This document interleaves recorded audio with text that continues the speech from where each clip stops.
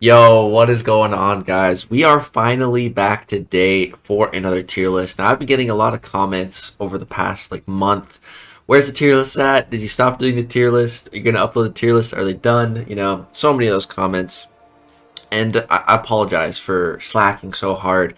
I had just gotten back from Las Vegas at the start of February. The start of the month is usually when I do the tier lists.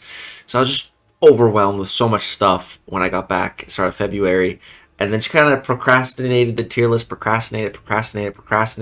Yeah, I'll do it in March. Start of March came, didn't do it. Now we're halfway through March.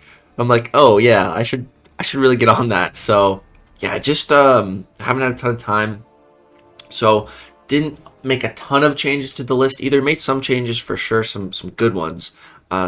Some color changes, some tier changes, some structural changes. I think we're gonna be adding the emojis a lot on the next list. I have some down here that I wanted to keep. Just gonna integrate some of these into one of the next versions of the list. And hopefully for April, it's more so within the first week of April, we have that tier list live. Also, another reason why I haven't been on the tier list grind is just because when I make these tier lists, a big thing in a big desire in wanting to make them is the new champs. So far, the first 2 months of 2024 have just been a bit boring champion release wise for me. Just the champions that have been released so far in January and February just really weren't my cup of tea, except for one, but that one is primarily a defender. So yeah, it's just been a little rough. But this month, March, we got Serpent and Destroyer, two champions I'm really, really excited about. So, that's going to make me a lot more on time, on schedule for the April tier list, because I'm going to be wanting to talk about them and get them some place in the list. So yeah, that's a little bit of where we've been with the tier list. We're going to get back into it. And of course, the standard disclaimer, this tier list is meant to be a rough guide for when, you're trying to decide who to rank up, maybe who to take out of a Crystal Nexus choice or a selector or something. This list is just supposed to help you a little bit. This is my opinion. Me and my channel, we're going to work on this tier list the entire year. These rankings, promotions, demotions, that sort of thing. The bulk of this, is based off of my own personal experience playing MCOC for over 7 years. Now, my experience is not the same as any other person on the planet that ever plays or picks up this game. My experience will never be the same as anyone else's. It'll always be different. So, of course, my opinions, my tier list is going to be different than if you made one, or if Seaton made one, or if Brian Grant made one, or if KT1 made one. If anyone else made a tier list, it's going to be different than mine because we've had different experiences in the game. We've pulled different champions from crystals. We've ranked different champions. We've focused on different aspects of the game. So it's all different. And this is my baby, my creation that you guys helped me with so much. And, I was thinking, do I want to stop doing tier lists?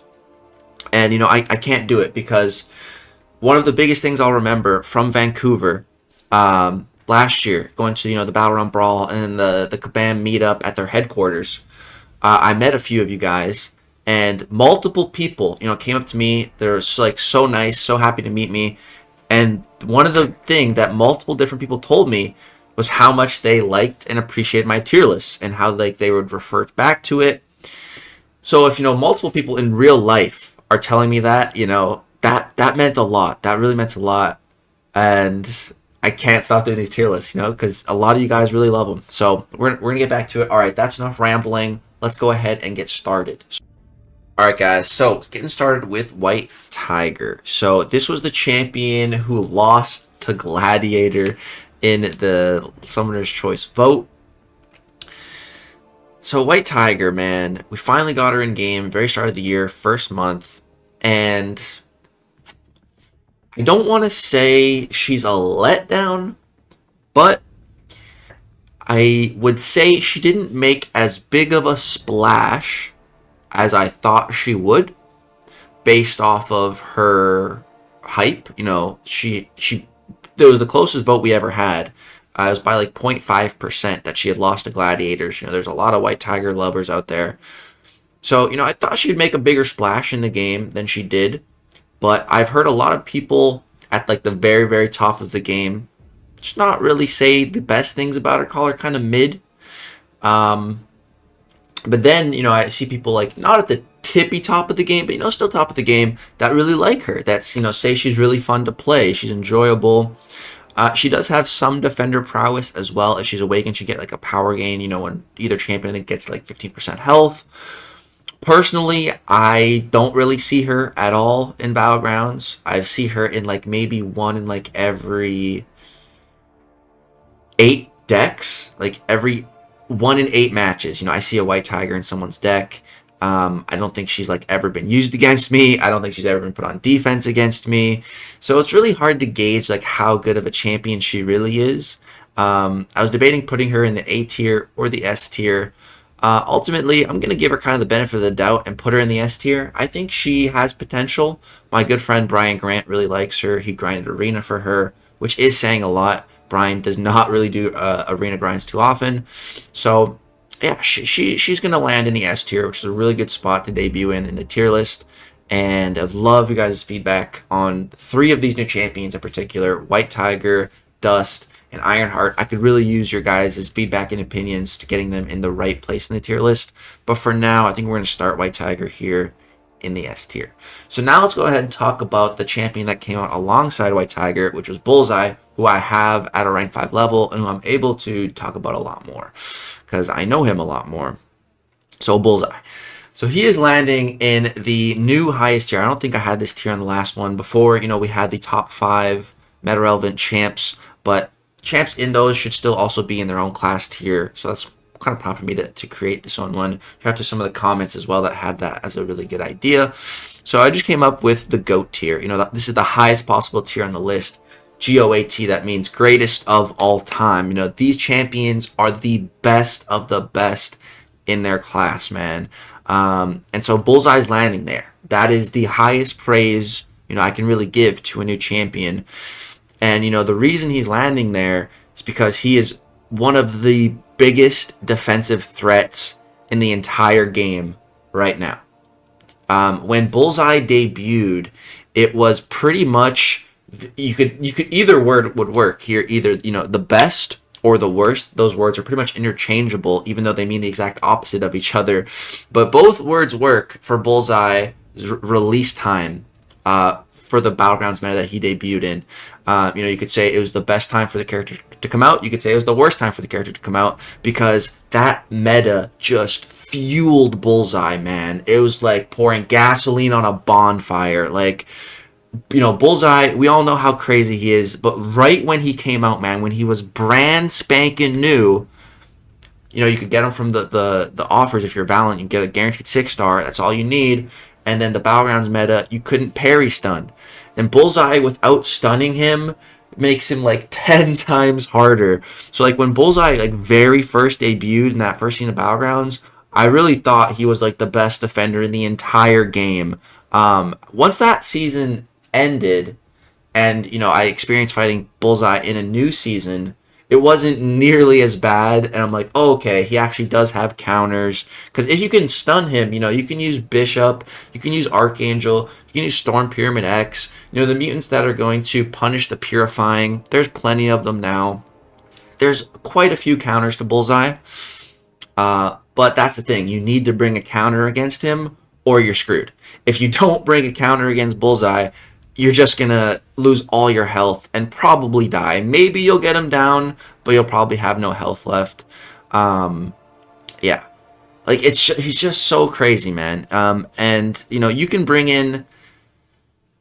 And what you want in a counter are, a couple of things. Bleed immunity is really nice because Bullseye has a super fun ability that he can just apply bleed damage to you even if he doesn't make contact. So if you dex his attack, use the dexterity mastery, dex pops up, no contact is made, guess what? You still take damage. Why? Well, the excuse for that is, oh, well, Bullseye doesn't miss, so yeah. Okay. That's very stupid, in my opinion. If no contact is made between two champions, How is bleed damage? Like, I hate that. If I was in charge of Bullseye's rebalancing, I'd scrap that ability, or either just scrap it, or like against mutants, it's like lowered by like 75% or something like that. I think that's so dumb. But yeah, same with like blocked hits. If he just hits your block, he's gonna deal bleed damage. It's pretty ridiculous. So you definitely want to bring someone who's bleed immune or can reduce that bleed damage. But the big thing, is his evade. And it's not just any evade. It's a new, cool, fun evade that, if he has power, if he's above a bar of power and he evades you, guess what? He's not only going to, counterattack you instantly. So he's going to evade you. He's going to hit you with an instant counterattack. Not only that, though, not only that, if he has a bar of power, he's also going to chain his evade, punish, into a special attack. So, like, he can evade you, attack you, and then special you. All in one go, all at once. And it just sucks. It really sucks. And again, if you're not countering that evade and you're not countering the bleed, you're double screwed. So ideally, you want to bring in someone who can counter evade and get it, and be bleed immune. Ideally, of course, that's much easier said than done. And so, for example, a champion like Archangel, who's not bleed immune, who doesn't technically counter evade, Archangel's one of the best counters to him, because he can just deal a lot of damage with the neurotoxins. And a really dumb thing, another really dumb thing about Bullseye is his evade. It can't be prevented by the likes of neurotoxin. So, you could have 5 neurotoxins on Bullseye. If he still has that killer instinct, little green icon, and he's above bar power, you hit him with Archangel, he's still gonna evade. He's still gonna counter you with a special. So, Archangel definitely does work, but you do kind of need to be careful. It's not the best counter. Things can still go wrong. Also, Bullseye, with his signature ability, he shrugs debuffs when knocked down. So with Archangel, you could knock him down, get some bleeds going, and then he gets rid of them, which is really, really fun. I learned that the hard way trying Null. Null counters evade. He's bleed resistant. I thought he'd be an alright Bullseye counter. Nope. First special attack, all my debuffs gone. So, yeah, Bullseye, just for his defensive side alone, he pretty much earns his spot here. I'd say he's definitely within the top 5 best defenders in the game right now. He is absolutely in the top 5 current meta. I see him in most Battleground decks. He is very, very, very in the meta right now. Yeah, Bullseye making a very big splash. On the flip side of things, offensively, Bullseye is not the best. Again, referring to rebalancing, again, if I was in charge of Bullseye's rebalancing, what I would do essentially is take away or, tone down the bleed from the dexterity, and then I would take a little bit of his defensive prowess and put it into his offensive side of things. Bullseye has a perfect release mechanic similar to, Kate Bishop and Hawkeye, the bow and arrow characters. And Bullseye has that too, but he doesn't have a bow and arrow. He has, throwing cards. He has some dagger things that he throws. He throws a grenade. I just personally don't think the perfect release mechanic makes a whole lot of sense on Bullseye. It doesn't feel nearly as good either. When I'm playing Kate Bishop and I slow down time and I get that perfect release, it feels so seamless. It feels smooth. It's nice. And when I was playing Hawkeye, similar kind of thing. It wasn't nearly as smooth, but still felt right. It felt good. But when I'm playing Bullseye, the perfect release, it just feels so out of place. It just feels to me like it shouldn't even belong there. So yeah, I think honestly, if I was in charge of his rebalancing, I would just scrap the perfect release on offense and just tune up the numbers a little bit to compensate for that. Because he's a little lackluster on attack. He's not bad. He has really good utility. The damage is just doesn't feel as good as it should.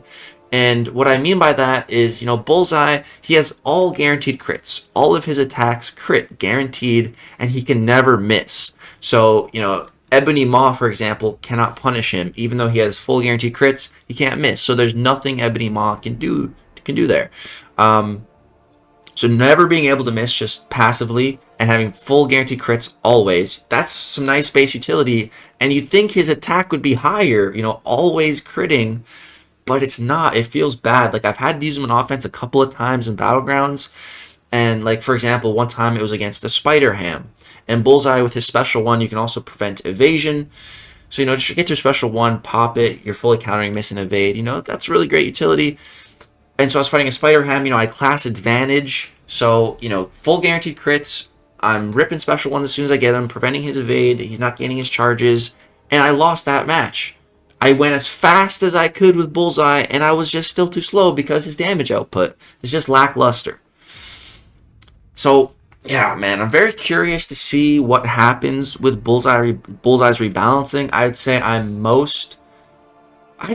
most intrigued with Onslaught and Bullseye's rebalancing right now.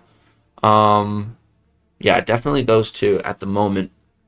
Really curious to see if either get toned down at all on defensively, and if Bullseye gets anything offensively. I think he could use a little bit. So, but yeah, Bullseye, regardless of everything, he's making a really big splash in the game, and I think he deserves to be in this GOAT tier, just because of how big of an impact he's had so far, especially on Battlegrounds in particular, which does, carry a lot of weight in my tier list. So those are the two brand new champs, White Tiger and Bullseye, starting us off. Now let's go talk about IronHeart and Dust. So IronHeart right here in tech, we just got to scroll up a little bit.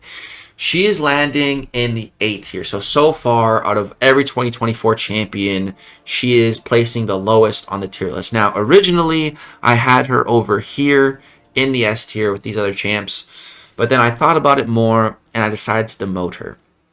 Now, IronHeart is a tiny bit similar to White Tiger in the fact that, on paper and on the deep dive and everything, watching the IronHeart, she looked really good.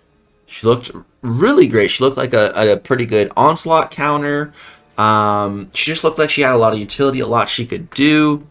But, then she came out and nothing. I've seen her in only a couple Battleground decks and never seen anyone actually use her. I don't think I've ever even seen a screenshot of someone using IronHeart in Battlegrounds, fighting an Onslaught, which, when a brand new champion who's a counter for one of the biggest, baddest defenders in the game currently, comes out, usually you see a lot of screenshots of impressive times and stuff. I literally have not seen a single one of IronHeart. Maybe that's just the groups I'm in. I don't know. But just for lack of evidence and lack of people telling me, she's good, I can't really justify putting her here. So I think, yeah, she's starting in the A tier, which is the lowest of any 2024 champion yet. But that's fine, there's always next month. There's always room for growth. She could easily be promoted. This is definitely one that I really need your guys' help on and finding a good spot for her. I'd say this is the toughest of the first four 2024 champs to rank for me. So I could really use your guys' help and opinions and feedback on IronHeart and where she belongs. But I think this is where we're going to start her, in the A tier. Dust I can speak to a little bit more. So let's go talk about her. And so she is starting in the S tier, a tier above IronHeart, same tier as White Tiger, and one tier below Bullseye. So Dust, let's talk about her.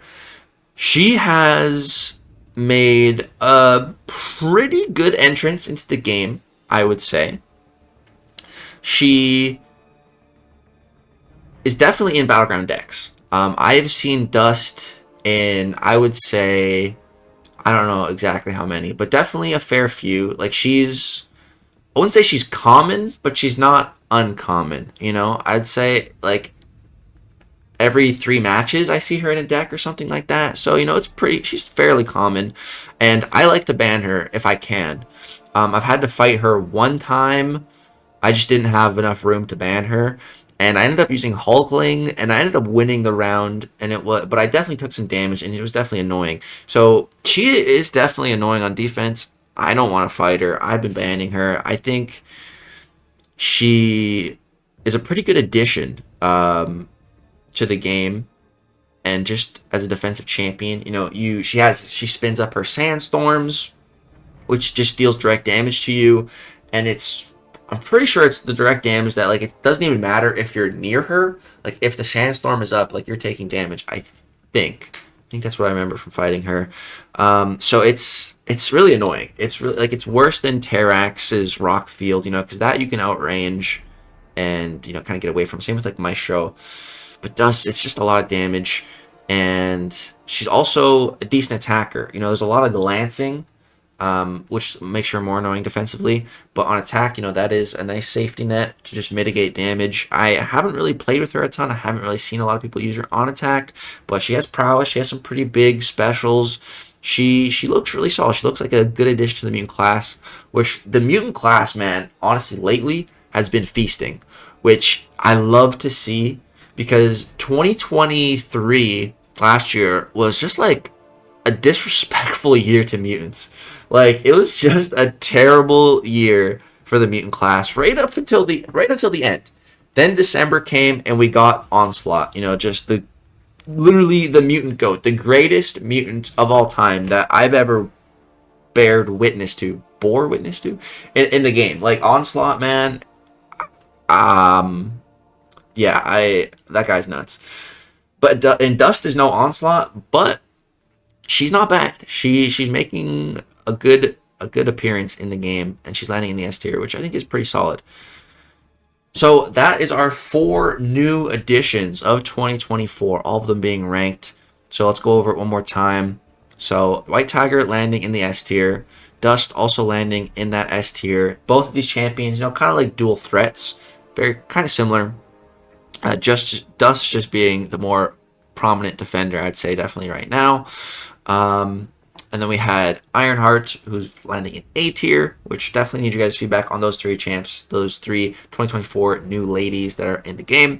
And then we got Bullseye. This one, all feedback is still welcome, but I feel pretty solid about this decision, just because of how much I've had to personally deal with Bullseye in Battlegrounds at the highest tier. Like, he's a big threat, man. He's very annoying, and he's beaten me a bunch. I've beaten him a bunch. He's lost me matches. He's also won me a lot of matches. So I think Bullseye absolutely deserves this spot. Absolutely. And I don't think he'd really be able to change my mind. But I think he definitely belongs there. So that is all of our new champions. All right, let's go top to bottom now. Actually, let's go talk about the top 5 most meta-relevant champions. So let's do that. Let's start with skills, since we already talked about it a little bit. And so Bullseye is in here. He is absolutely in the top 5 of the current skill champs that you're seeing in the game, running wild right now. I'd also say Black Cat is up there too.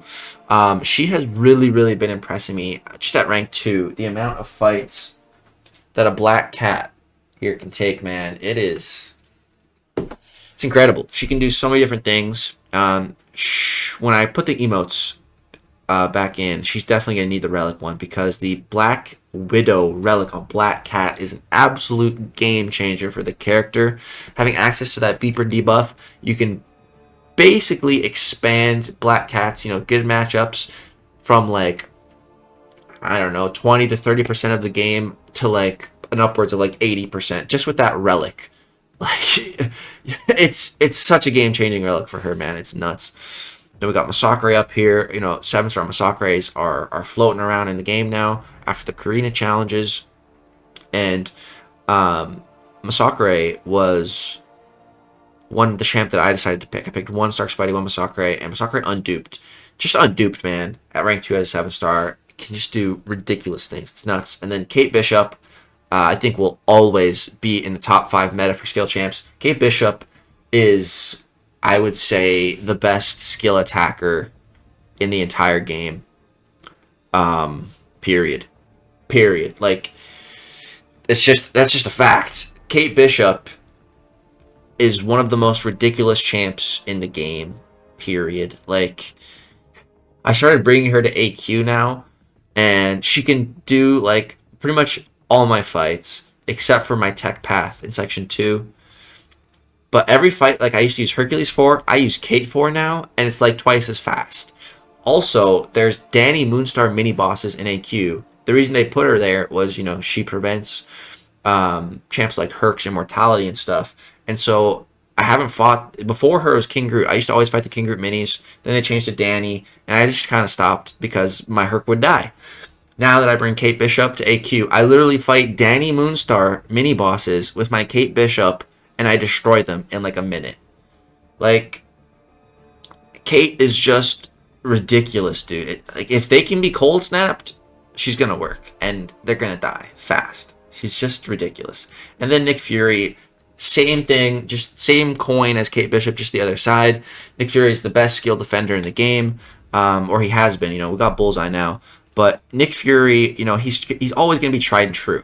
The thing about Bullseye is, you know, if they have a Bishop, you know, or an Archangel, if their fight goes good, you know, they can nuke that down very quickly, 40 seconds. You know, Nick Fury, he can also be killed in 40 seconds, but only by a very select few champs, like a rank 3 Jugs. But Nick Fury, you know, he's always going to be a good defender. He's always going to be one of the best defenders in the game, just because he has 2 full lives. You know, there's not that many champions that can counter that. Plus, every other month, he's bugged. So, yeah, Nick Fury's always going to be there.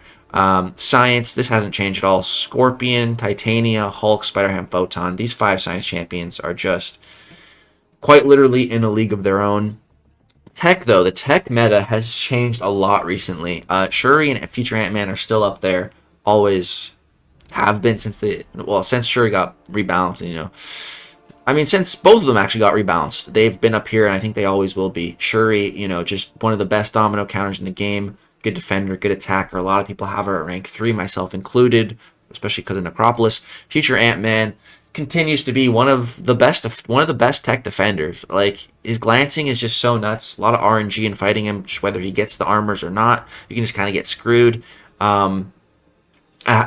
It's a prime example of this. You know, I had a Battlegrounds match against Fintech, you know, one of the best players in the entire world. He won, you know, the Battleground Brawl, and I managed to actually beat him simply because Future Ant-Man on defense glanced his Kate Bishop special 1, and she didn't apply Cold Snap. And he didn't even have any armors. He had no armors up. Finn used the special 1. The arrow connects, triggers an armor, glances, no Cold Snaps applied.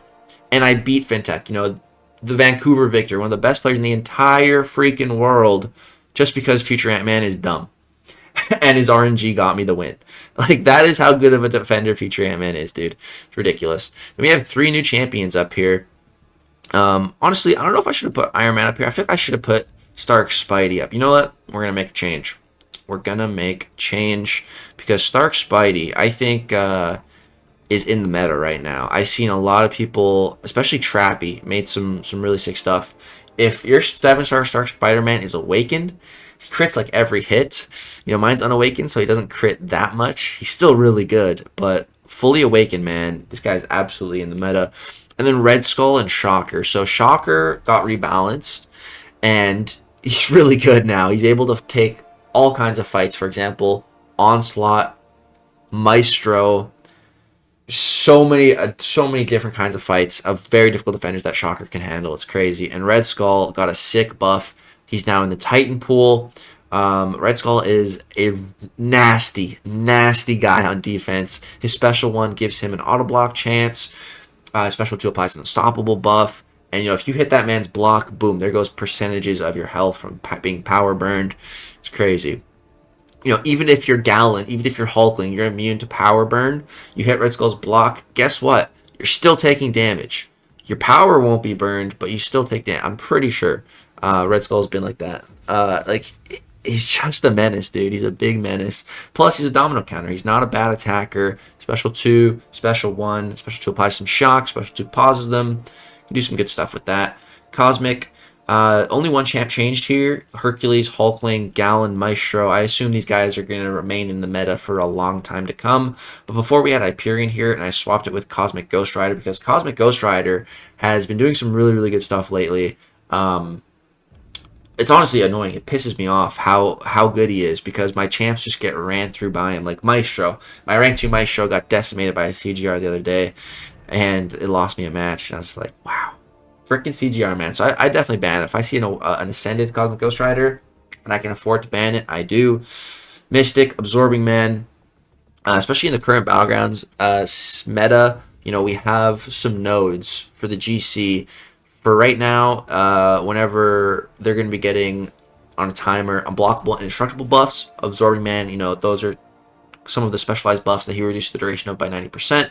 Then in the next meta, we have Footloose, which is an evade and unstoppable buff. Absorbman can't do anything about an evade buff, but he does lower the duration of an unstoppable buff. So, Absorbman is going to be good for the entire Battleground season. Kushala is...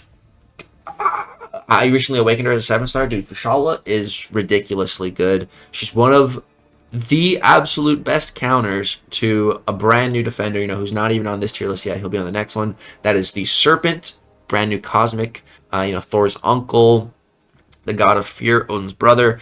In the current Battlegrounds meta, he has undexable specials. The way to, you can get away from the first hit, outrange it, and then you just kind of have to block the rest because you can't dex them. And so you end up taking a lot of block damage.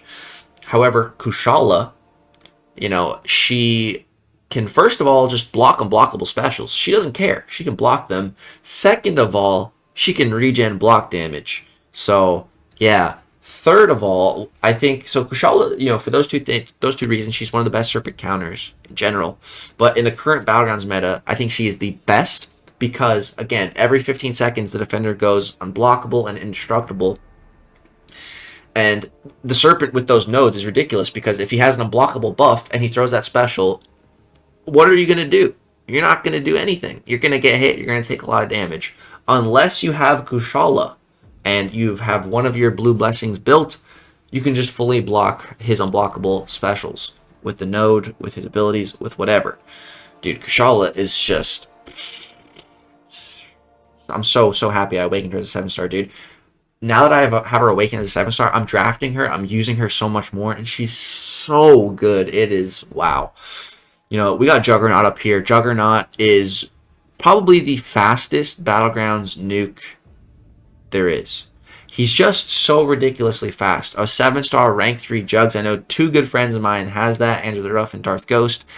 And it's just cheating. It literally is cheating. Rank 3 Jugs. It's ridiculous. One special 2 just kills like everything, man. It's wild. Then we got Sasquatch. Sasquatch is awesome, dude. I cannot recommend Sasquatch as a 7-star more. My good friend Brian Grant just took him up to 7-star rank 3. So happy that he did that, and he picked him from his Necropolis 100%.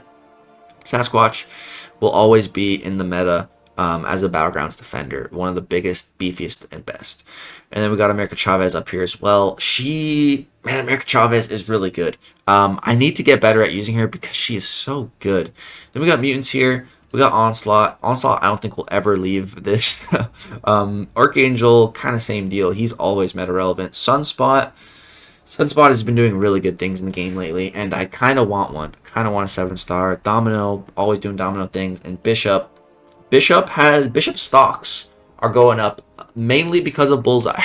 Bishop is actually one of the best Bullseye counters because you can hit him, you can stun and attack him. Now, Bullseye does purify stun debuffs to evade, but against Bishop, he tries that, boom, you get a stun passive now, and you get damage dealt to you. So Bishop definitely one of the best Bullseye counters. Plus, he can regenerate some of the bleed damage that he takes. So, yeah, Bishop definitely in the top of the meta right now, doing really, really good. So yeah, that's our top 5 most meta relevant champs. All right, now let's just go through class by class. We have a couple of changes, mainly a couple of reworks, a couple of promotions. So let's go through it. So Luke Cage. Luke Cage got a buff. I've tested it very minimally. So I only increased him 1 tier, from F tier to B tier. But hey, progress is progress. He's going up. Next month, maybe he'll go up further. This is definitely some that I need some feedback on, guys. Let me know what you think of Luke Cage's buff. The only person I've even heard really talk about it is Aaron Abdo, Intoxicated Gamer, and his chat was kind of giving him a lot of crap about it. So I don't know how good Luke Cage is. He seems better for sure. But yeah, I'm not sure how much further he's going to go. Then we have a promotion here with She-Hulk. So She-Hulk going to A tier. I think this is a good spot for her. I can't really see her going further, but I've been a She-Hulk hater for a long time.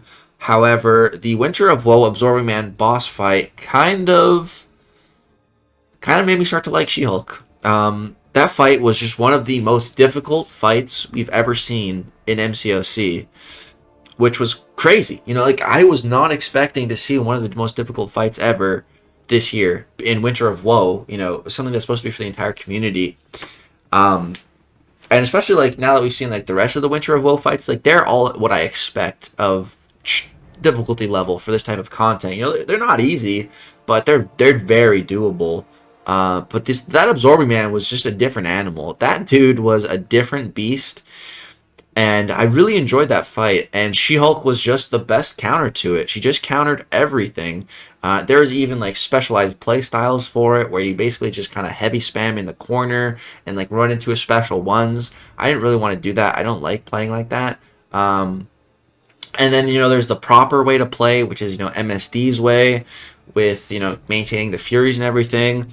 So there's multiple ways to play the fight, and I didn't even use any of them. I found my own way to play of just, you know, forget that. Let me just use special 2s and keep him slowed, because if I use a special 2, he's petrified. He'll never regen. If I keep him slowed, I'll never have to worry about the unstoppable. That's the two, if you really break it down, that's the two biggest problems of that fight. And She-Hulk counters them both perfectly. So I just started playing my own way, and I was having so much fun with it, and I got a solo, and I felt just very accomplished. Like, it felt really good. Like, I actually worked for it, because it was not an easy fight, and it made me like She-Hulk more. So she's getting promoted, and honestly, she could get promoted further, but I think that's a good spot for her for now. Maybe she'll go further, though. We'll have to see. But yeah. The GOATs in Science is just the same as the top 5 current meta. As far as like who could join this group, you know, I love Spot more than just about anyone. I have him at rank 3, but I don't think he really deserves to be here. I think this is a good spot for him. Silk, I kind of feel like the same way, but I don't have as much experience with Silk. I do have her now at a 7-star rank 2 level, so I'm going to play her more, and maybe I will think she deserves a promotion, but for now, I definitely view her as kind of similar to Spot, and I view Spot as maybe even a little bit better because he's a better defender. So I think both of them are in a good spot there. I think Science class is looking good. All right, let's move on to Cosmic. I don't think there was many changes here. I think there's a couple. I don't think I really detailed them, but I did demote Maestro. I guess I didn't detail it because I don't think I had this tier before, but I had Maestro here, but I decided to demote him. I think this tier is a little bit better place for him. And then I also brought Null and CGR into this tier. I think I had them here before, but I brought them up because I think both of them are great. Yeah, I think these are the top 5 best Cosmic attackers in the game overall. Yeah, but it's not these guys aren't that far behind. Like, all these Cosmic champs are also really good. I'd say, except for Vox, I can't speak too much about him, but Hyperion, Atom, Venom are all so good on attack as well.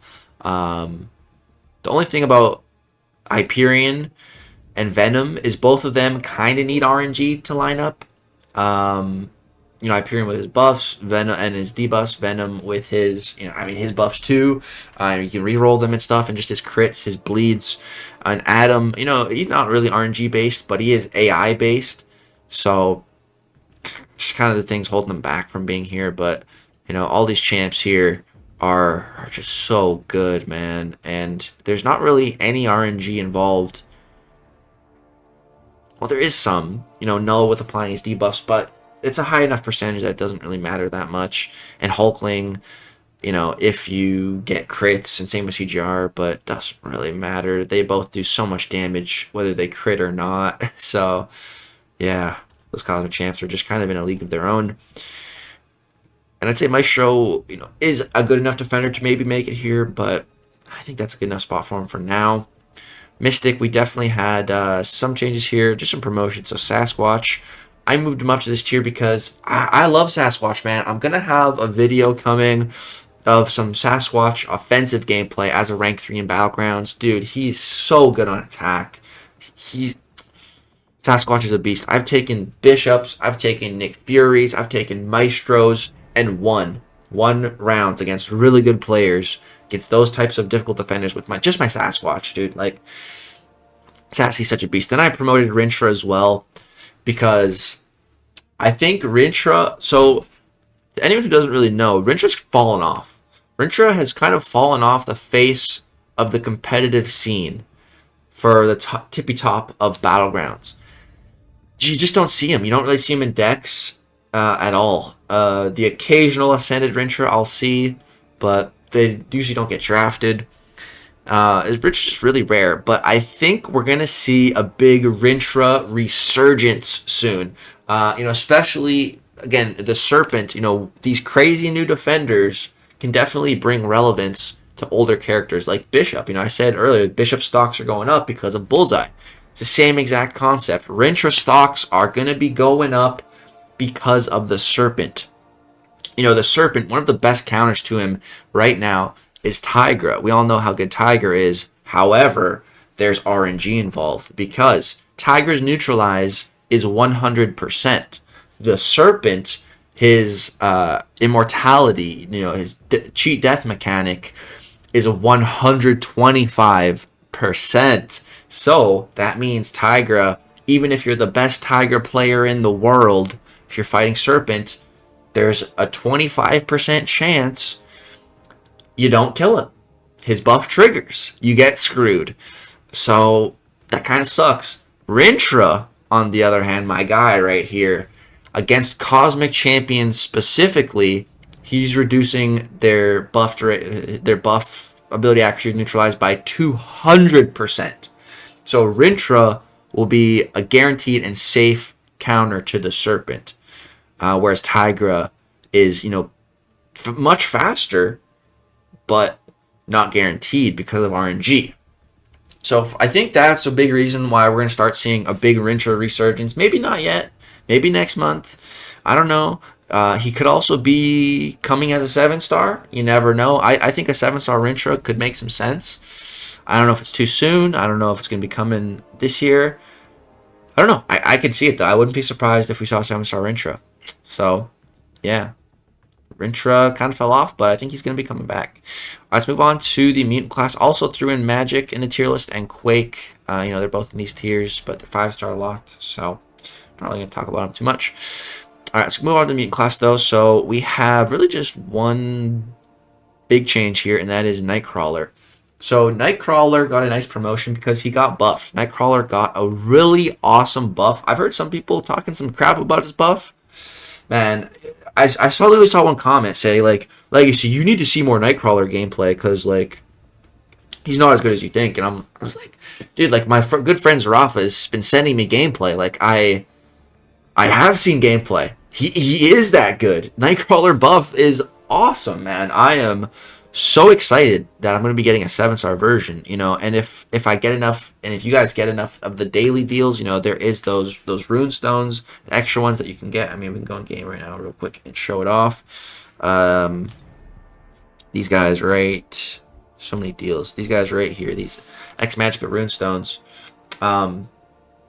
If you get enough of those, you'll even be able to get 7-star Nightcrawler and dupe him, which I might try to do.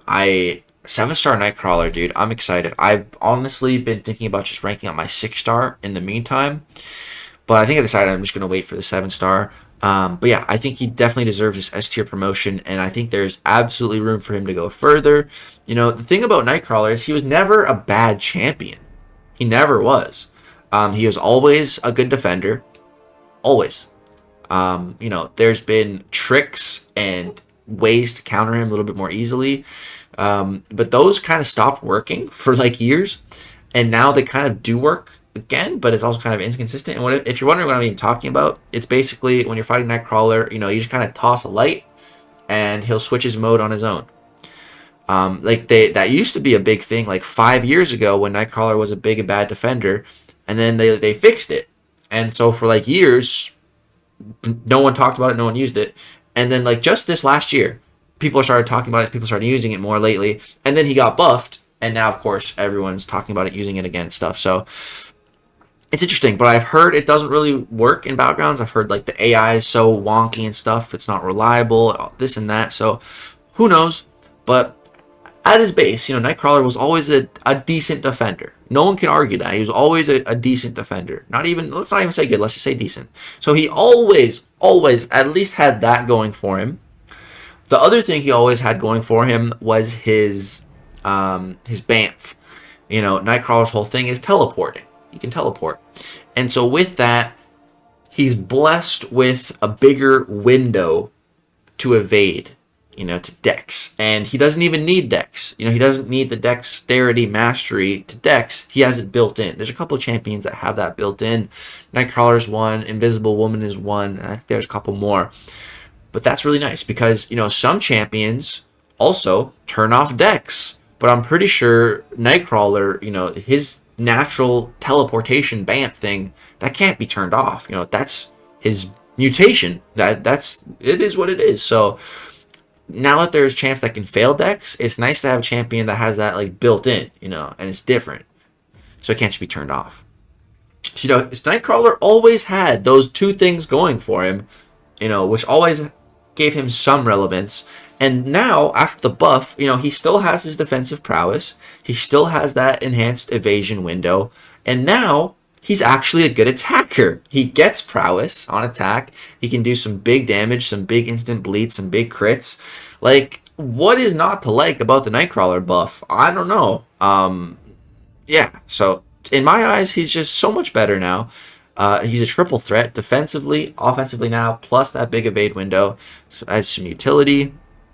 Yeah, and so I think Nightcrawler absolutely lands in the S tier with his buff, with room to go higher. But yeah, I would love your guys' feedback on that. Let me know what you're thinking about the Nightcrawler buff. All right, let's go ahead and move on now to tech. Looks like there is no change here, but there is something I wanted to talk about. I was debating taking Nimrod, demoting him. Let me know what you guys think about that. I'm sure some people are like, what? Why would you demote Nimrod? And then I'm sure there's other people that are like, yeah, Nimrod has been falling off lately. That makes sense. And that's the way it is. So I know Nimrod's a great champ, but he has been falling off the face of the earth so hard in the top tier of Battlegrounds. Like, such a big fall off. I've still had him in my decks. Still draft him occasionally. The crazy thing is, like, I'll draft him, because they have Domino, or I'll draft him first, and they'll still grab Domino, and they'll still put Domino on defense, and I've even lost a couple of times when I was using Nimrod versus Domino. Like, that's supposed to be the most slam dunk matchup ever, and I think it was last season, like, my Nimrod was taking crit failure damage. I think it had something to do with the nodes, but, like, against Domino, my Nimrod was taking crit fail damage. It wasn't going fast. I even lost a round, and I was just like, how did I just lose with not Nimrod versus Domino? Like, what? Nimrod has just really been falling off, dude. Like, so I was debating demoting him. I didn't yet. I wanted to hear your guys' thoughts on that first, but he's definitely been falling off, man. All right, let's move to now skill, and I think there's just one final champion to talk about, and that is my good friend Darth Ghost, one of his favorite champs, Jabari Panther. So, my last Titan crystal, the biggest crystals in the entire game that, not even whales can open up every day, that the average player, or like the average endgame player, gets to open like maybe like once a month. The biggest crystal in the game right now, my last one was a Jabari Panther, which I was not happy about at the time. And like, as soon as Jabari was added to that crystal, I was like, oh my god, I hate her. That's the biggest miss possible. Like, I don't want that. Anyone but that. Anything but that, when she first was added. Then, she was a champ in Fintech's challenge, and, I had known that months ago. So, like, once I saw that, I was like, at least if myself or any poor soul, pulls Jabari, at least she'll have a use. But I didn't think it was going to be me. And then, it finally was me. I got Jabari. But I still had the challenge at least. And so I did Fintech's challenge with Tiger and Jabari. And Jabari Panther blew my socks off, dude. I think Jabari Panther is easily top 5 most underrated champions in the entire game. As a rank 1 7-star, she put in a monumental amount of work for me in Eternity of Pain, Grief Incarnate, which is one of the most difficult pieces of content in the entire game. You know, the Grief Incarnate is a lot different than Eternity of Pain. Eternity of Pain, what is it? Isn't it like a EOP something? Acceptance, that's what it is. Eternity of Pain, Grief Incarnate is way more difficult than Eternity of Pain. I just said it and I forget it. Acceptance, that's what it is. Let me open it on game just to make sure. Yeah, Acceptance and Grief Incarnate. Okay, yeah. If you guys are a little confused what I'm talking about, it's just right here. You know, Eternity of Pain here.